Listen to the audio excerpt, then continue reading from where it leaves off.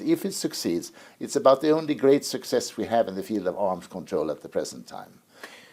You have India, you have Pakistan, they're enemies, they are nuclear armed. Right. You have Israel that is technically at war with all its neighbors in the region and has nuclear weapons and is not signing up to the NPT. You have Russia and the United States, nuclear armed states, and technically at war over Ukraine right now. What's going on? Do we look at the possibility of having a nuclear war in the world? No, not really. I don't think anyone expects that. During the Cold War, there were much greater fears. People were marching in the streets about it. There were at the most more than 50,000 nuclear weapons in the world. Now we are down to 17,000. That's quite a lot. That's enough to wipe us out several times. And I had to question someone that couldn't we have an agreement that would be enough to wipe us out once? That would be enough. Well, I agree with that. I mean, it's far too much. And the aim should be to get to zero. But you also need then to bring a détente. And the biggest thing that has happened in my lifetime was the end of the Cold War. It was the collapse of the expansionist and aggressive communist regime in Moscow. After that, we had tremendous détente in Europe and lowering of the defense cost. Most European countries are today below 2% of the GDP, of the national product for defense costs, whereas in the United States it's much higher, in China it's higher, etc. But we need to get back to détente because there is not so much to fight about any longer. Borders, no. And no one's wanted to grab land after Saddam Hussein stopped in Kuwait. And ideology is also not really a quarrel. Sometimes they talked about the war, clash of civilizations. I don't believe that. I think it's entirely possible to have a coexistence between the Islamic, Buddhist, and Christian and non-Christian world.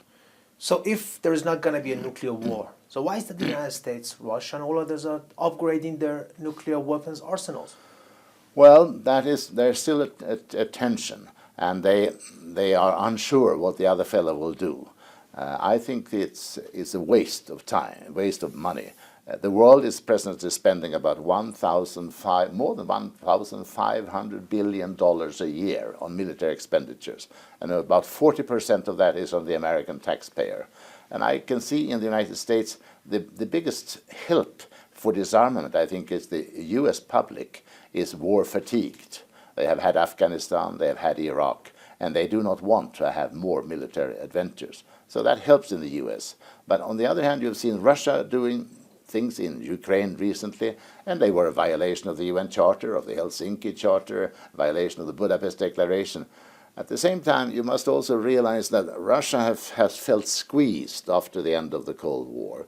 They have seen that how the former Warsaw states became NATO members. They were worried that Ukraine too would join NATO, that Georgia would join NATO. So they felt NATO, the old alliance, creeping up on their borders, with perhaps NATO tanks near the Russian borders.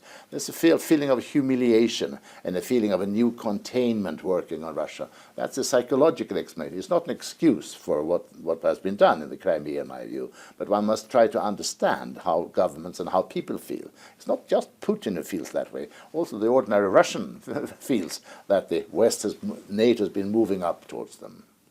Do you believe that countries that possess nuclear weapons are a threat to the world security? I think any nuclear weapon is a threat to nuclear security. Bush used to say that it's not the weapons, it's the people who have them. Well, that's the American gun lobby too. They say the weapons are not dangerous, it's the people who hold them. And they talk about the most dangerous weapons in the hands of the most dangerous people.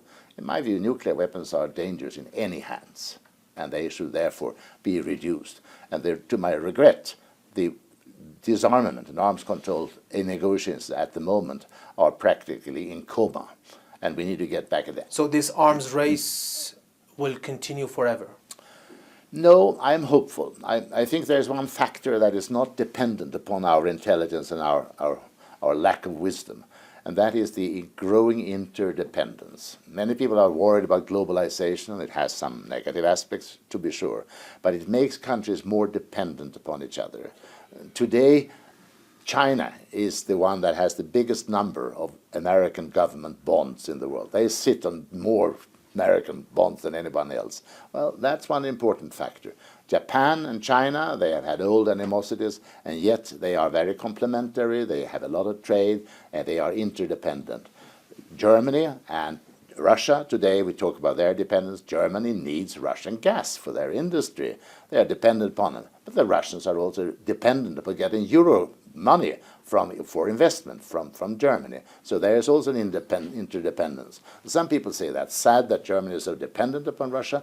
I could turn it around and say maybe it's good that they are mutually dependent. Russia has violated the UN Charter, yeah, it's true. But at the same time, I think there is some restraint in Russia too in the affair of the Ukraine, and that is due to the interdependence. So the growing interdependence in the world, I think, injects in governments a feeling that we have to have some restraint. We don't want to get to war. Do you think the United Nations has done its job when it comes to nuclear disarmament? The United Nations is a forum. It is a mechanism. It's the governments that act.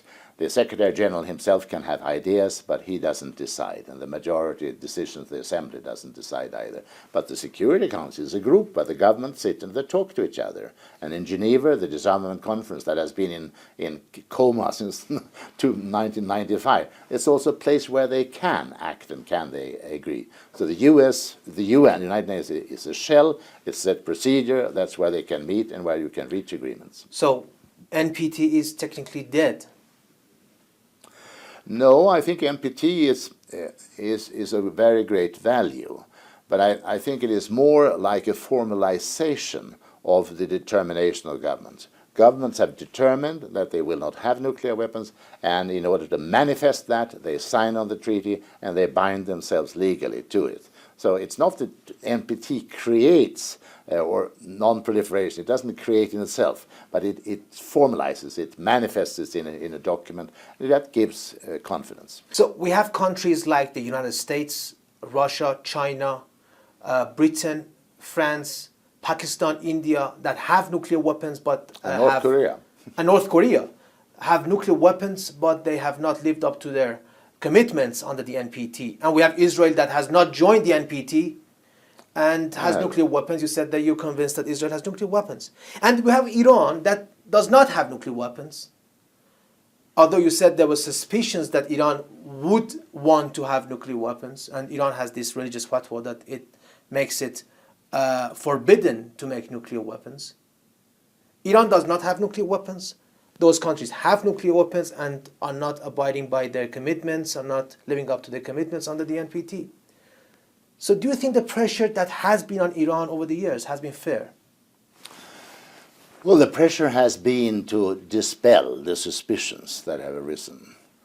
And I think that is desirable to dispel. The question is how it should be done, and there is a tremendous suspiciousness on both sides. On the Iranian side, I think there is probably a suspicion that the US and others are aiming at a regime change. The Mossadegh, 1953, Iraq, a regime change, and so it's understandable that and there has also been a lot of subversion. The open war is one thing, but subversion is another thing, and it's also subversion to overthrow a foreign government, also prohibited under the UN Charter.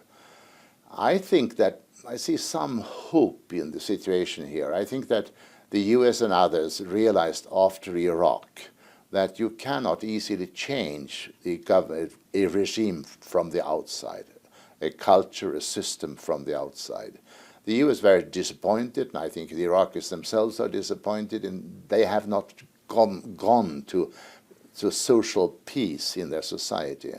And I think it's also on the case of Libya, where the Security Council gave some green light for action, and Libyans are doing reasonably well maybe, but it's also seen that no, the fact that you got rid of Gaddafi was another rough dictator, that this doesn't solve the problems. It has to come from the inside.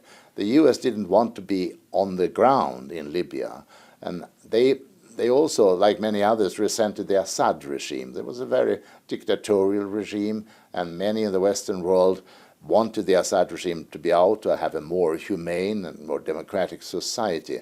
At the same time, I think it's realized that it's not so easy from the outside to change that. Now you have big groups in society, the Shiites, and you have Sunnis, and you have Alawites, and you have Christian Syrians and whatnot. And somehow that society has to come together to create it.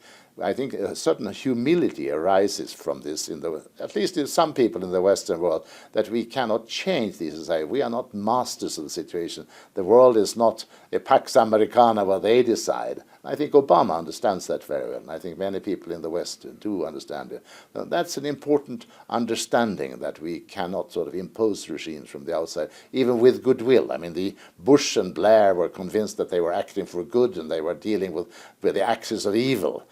Well, I mean, there are many things that we would resent and we would criticize, but nevertheless, changing a government, a country from the outside is very hard. And I think we will have to come from the inside, from openness, from discussion, and we have a lot of openness now with the internet and being able to speak to each other and know. There is a tremendous amount of pressure on Iran. Do you think when Iran's nuclear file is closed, it will be time for Israel to undergo pressure by the West, by the IAEA, to sign up to the NPT and to eliminate its nuclear weapons? I think it has been time all the while to do so.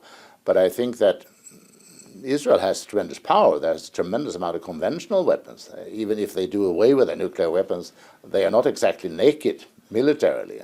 And I think the way to do it is the way that Iran and Egypt together raised the issue of a zone free of weapons of mass destruction. And there was a decision in 2010 there should be a conference in Helsinki to discuss this issue. Well, that was shot down by the United States, and I'm sure at Israel's demand. Israel felt that if you have a conference about nuclear weapons, the spotlight will be on Israel, whereas they felt the spotlight should be on Iranian enrichment, so they were against it. However, I don't think that question is out, and I think they should be there. But I think that such a conference must create an assurance that enrichment and reprocessing that gives the material for bombs is also under control, and perhaps not all at all within the Union. I've had an idea, but it's not for today's negotiation. I have had an idea that you could have a zone in which Israel does away with its nuclear weapons and Iran eliminates its enrichment and you don't have any reprocessing, but enrichment. Now that's a costly thing, and they will disagree with me about this. But if you have the same commitment from Saudi Arabia and from Egypt, Israel would be reassured that no one in the region is going for nuclear weapons, but they would have to pay by doing away with their own capacity. Now, this is a wild idea out of the box that a private person like me can have, and it's not what the talks are about today. And my warm wish is that those talks will succeed. It's a more modest aim, and it's difficult enough for the moment. Mr. Blix, thank you. Thank you.